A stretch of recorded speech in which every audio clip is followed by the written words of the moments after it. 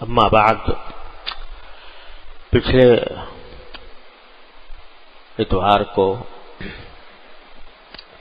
حضرت یونس علیہ السلام کی دعا کا ذکر ہوا تھا کہ انہوں نے مچھلی کے پیٹ کی اندھیریوں میں اللہ تبارک و تعالیٰ کو پکارا یہ کہہ کر کہ لا الہ الا انت سبحانک انی کنت من الظالمین۔ اس میں کچھ بات رہ گئی تھی، اس کو آج پہلے پورے کر لوں، پھر آگے انشاءاللہ عرض کروں گا۔ یہ جو لا الہ الا انت ہے،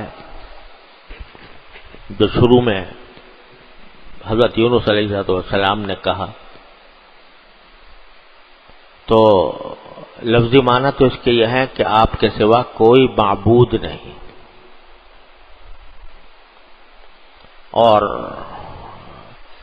اس میں یہ بات بھی داخل ہے کہ اس کائنات میں کوئی کام آپ کی مشیت کے بغیر نہیں ہوتا۔ لا الہ الا انت کے معنی یہ بھی ہے کہ اس کائنات میں جو کوئی کام ہو رہا ہے، دیکھنے میں وہ اچھا لگ رہا ہو، برا لگ رہا ہو، ہمیں وہ پسند ہو یا ناپسند ہو، کرنے والا اس کا ایک ہی ہے، اسی کی مشیت سے یہ کام ہوتا ہے۔ باری تعالیٰ نے قرآن کریم میں فرمایا کہ اس کائنات میں کسی درخت کا کوئی پتا نہیں گرتا مگر اللہ تبارک و تعالیٰ کے نہ صرف علم میں ہے بلکہ کتاب مبین میں ہے، یعنی اللہ تعالیٰ نے جو تقدیر مقرر فرمائی ہے اس کا وہ حصہ ہے۔ کوئی دانہ فلا حبۃ فی ظلمات الارض رطب ولا یابس، کہ زمین کی اندھیریوں میں کوئی چھوٹا سا دانہ بھی کوئی حرکت کرتا ہے، وہ چاہے تر ہو یا خشک ہو، وہ اللہ تبارک و تعالیٰ کے پاس کتاب مبین میں موجود ہے۔ اور کتاب مبین میں موجود ہونے کے معنی کیا ہے کہ باری تعالیٰ نے اس کو تقدیر میں لکھ دیا ہے کہ ایسا ہوگا، اور جب وہ عمل ہوتا ہے تو باری تعالیٰ کی مشیت سے ہوتا ہے، اللہ تبارک و تعالیٰ کے ارادے سے ہوتا ہے۔ لہذا یہ جملہ لا الہ الا انت یا لا الہ الا اللہ، جب بھی کوئی واقعہ پیش آئے، چاہے وہ ہمیں اچھا لگ رہا ہو یا برا لگ رہا ہو، اگر اچھا لگ رہا ہے تو کہو لا الہ الا اللہ، کہ یہ اچھی بات جو ہوئی ہے، یہ واقعہ جو پیش آیا ہے، یہ خوشی جو نصیب ہوئی ہے، یہ کس کی طرف سے ہے؟ اللہ کی طرف ہے، لا الہ الا اللہ۔ کوئی تکلیف پیش آئی ہے، کوئی رنج آیا ہے، کوئی صدمہ آیا ہے، وہ کس کی طرف سے آیا؟ اللہ تعالی، لا الہ الا اللہ۔ یعنی اب یہ ایک بہت بڑا تسلی کا کلمہ ہے کہ جو چیز مجھے بری لگ رہی ہے، جس سے میں پریشان ہو رہا ہوں، جس سے مجھے تکلیف ہو رہی ہے، جس کی وجہ سے میں تشویش میں ہوں، یہ سب کچھ ایسے ہی نہیں ہو گیا اتفاق سے، بلکہ اللہ جل جلالہ کی تقدیر سے ہوا ہے، اس کی مشیت سے ہوا ہے، اور اس کی مشیت سے ہونے کی بنا پر کوئی اس کے خلاف ہو نہیں سکتا تھا جب اسے تقدیر میں لکھ دیا۔ اب اگر آدمی کو کوئی تکلیف پہنچی، جو کہتے ہیں نا ہم لوگ کہ اتفاق سے ایسا ہو گیا، اتفاق سے میں جا رہا تھا، اتفاق سے میرا پاؤں پھسل گیا، میری ہڈی ٹوٹ گئی، مجھے زخم لگ گیا۔ ارے اتفاق دنیا میں کوئی چیز نہیں ہوتی، کوئی چیز اتفاق سے نہیں ہوتی۔ جو کچھ ہے وہ باری تعالیٰ کے تقدیر کے مطابق سوچا سمجھا ہوا واقعہ ہے. ایسا نہیں ہے کہ اتفاق سے ہو گیا. اللہ جل جلالہ کے نظام مشیت کا ایک لازمی حصہ تھا، اسے ہونا ہی تھا. تم ہزار تدبیریں کرتے، تم ہزار اس سے بچنے کی کوشش کرتے، لیکن یہ ہونا تھا، کیونکہ لا الہ الا انت، لا الہ الا انت. یہ دو حضرت یونس علیہ السلام نے مچھلی کے پیٹ کی تاریکیوں میں سب سے پہلا جملہ جو کہا وہ یہ لا الہ الا انت. یہ جو میں مچھلی کے پیٹ میں گیا، یہ جو میں تاریکیوں کے اندر مبتلا ہوا یا مچھلی کے پیٹ کی گھٹن میں مبتلا ہوا، اے اللہ میں پہلے تو یہ اقرار کرتا ہوں کہ یہ آپ کی مشیت سے ہوا ہے، اس پر کوئی اعتراض نہیں کیا جا سکتا، کوئی اعتراض نہیں.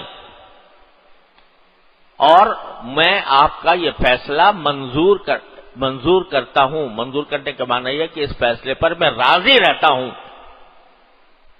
مجھے کوئی شکوہ نہیں ہے کہ آپ نے مجھے مچھلی کے پیٹ میں ڈال دیا، کوئی شکوہ نہیں. لا الہ الا انت، آپ ہی ہیں جو یہ سارے واقعات آپ کے مشیت سے، آپ کے ارادے سے ہو رہے ہیں. لا الہ الا. اور ہمارے حضرت والا حضرت عارفی قدس اللہ تعالیٰ سرہ اللہ تعالیٰ ان کے درجات بلند فرمائیں کہ یہ لا الہ الا انت کے ایک معنی تو یہ ہے کہ جو کچھ ہوا وہ آپ کی مشیت سے ہوا، محض اتفاق نہیں ہے، آپ نے کیا. اور دوسری بات یہ ہے کہ اچھا بھائی یہ تکلیف تو پہنچ گئی، یہ صدمہ تو لگ گیا، یہ پریشانی تو لاحق ہو گئی، یہ تاریکی تو آ گئی، اب اس سے بچیں کیسے، اس سے نکلیں کیسے نکلیں؟ تو پھر کہو لا الہ الا اللہ، لا الہ الا انت. آیا بھی آپ کی طرف سے ہے اور جائے گا بھی آپ ہی کی طرف سے. یہ تکلیف آئی بھی آپ کی طرف سے اور اگر جانی ہے تو جائے گی بھی آپ ہی کی طرف سے. لہذا پہلے تو کہو لا الہ الا انت اس معنی میں کہ جو کچھ ہوا وہ آپ کے ارادے سے ہوا، آپ کی مشیت سے ہوا، آپ کی تقدیر سے ہوا.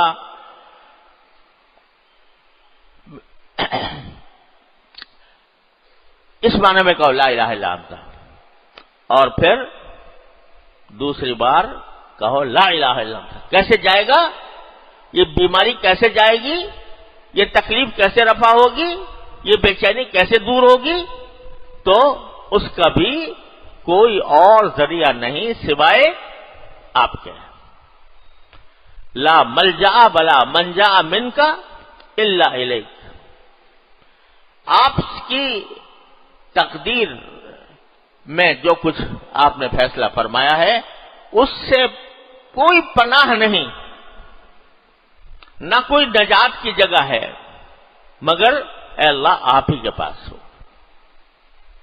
تو جب بندہ یہ کہتا ہے تو یہ عبدیت کا ایک اعلی مقام ہے کہ بندہ یہ ایک طرف کہتا ہے مجھے کوئی شکوہ نہیں آپ کے اس تکلیف پہنچانے سے یا آپ کے اس صدمے میں مبتلا کرنے سے، مجھے کوئی شکوہ نہیں کیونکہ آپ کی طرف سے ہوا ہے. لیکن اب ہوا آپ کی طرف سے، لیکن اس کو دور کرنے کا راستہ بھی سوائے آپ کے پاس، آپ کے کسی اور کے پاس نہیں ہے. لہذا میں اب پھر رجوع کرتا ہوں آپ سے کہ لا الہ الا انت، آپ کے سوا کوئی اس کو دور کرنے والا نہیں ہے. تو میں اب آپ ہی سے رجوع کر کے مانگتا ہوں. میرے بھائی ہیں جناب محمد ولی راضی صاحب، اللہ تعالیٰ ان کو حیات طیبہ عافیت دارین کے ساتھ عطا فرمائے. انہوں نے ایک مضمون لکھا تھا، بڑی اس میں حکمت کی بات لکھی تھی. اس میں لکھا انہوں نے کہ ایک مرتبہ میں نے دیکھا کہ میرا پوتا ہے، اس کو اس کی ماں کسی بات پر مار رہی ہے، تو مارتے مارتے اب بجائے اس کے کہ وہ مار رہی ہے تو اس سے بھاگنے کے بجائے اسی سے لپٹ رہا ہے، ماں ہی سے لپٹ رہا ہے۔ دیکھا کہ بھئی اگر کوئی کسی کو پٹائی کرے تو وہاں سے بھاگے گا نہیں، لیکن وہ بھاگ نہیں رہا ماں سے، بلکہ پھر ماں ہی سے لپٹ رہا ہے کہیں اور جانے کے بجائے۔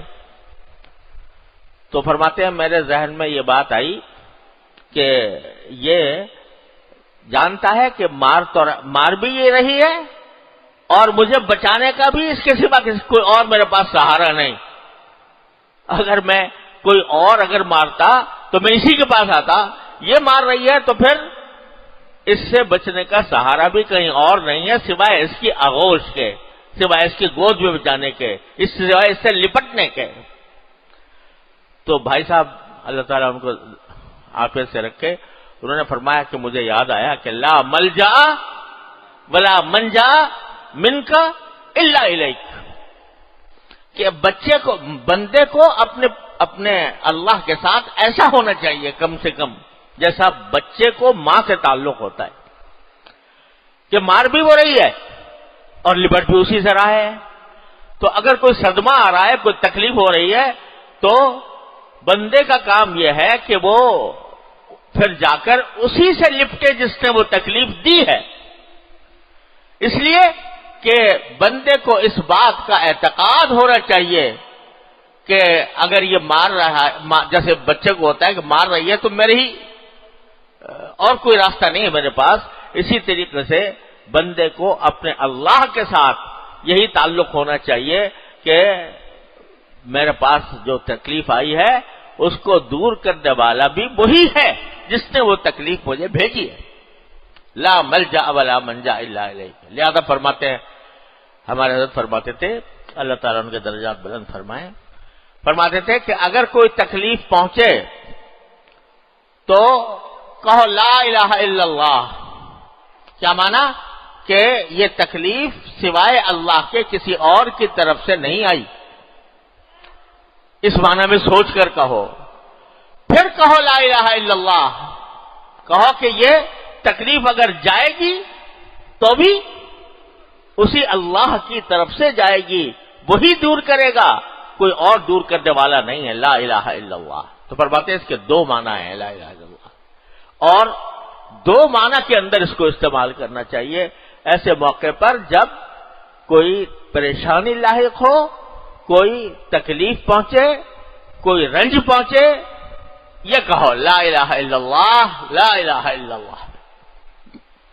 نتیجہ کیا ہوگا؟ جب تم انہی سے لپٹ پڑے، جیسے ماں ہی سے لپٹ پڑا بچہ، پٹائی کرتے کرتے جب ماں سے لپٹ پڑے گا، آخر ماں تک کا جوش آئے گا کہ یہ تو مجھ سے ہی لپٹ رہا ہے، لہذا اس کو پھر پیار بھی کرے گی، اس کے دکھ کو دور بھی کرے گی۔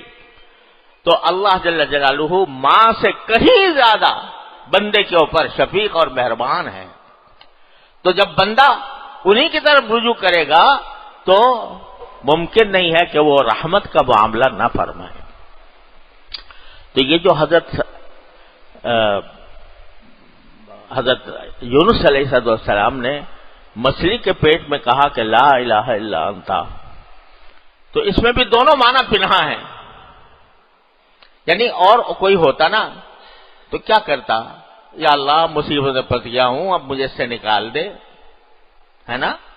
یہی کہتا نا، دعا کرتا کہ یا اللہ اس مصیبت میں پھنس گیا ہوں، نکال دے۔ لیکن وہ پیغمبر کیا کہہ رہا ہے؟ دعا مانگنے کے بجائے کیا کہہ رہا ہے؟ لا الہ الا انت، آپ کے سوا کوئی معبود نہیں، آپ کے سوا کوئی کرنے والا نہیں، اور پھر آپ کے سوا کوئی اس صورتحال سے نکالنے والا بھی نہیں۔ لا الہ انت۔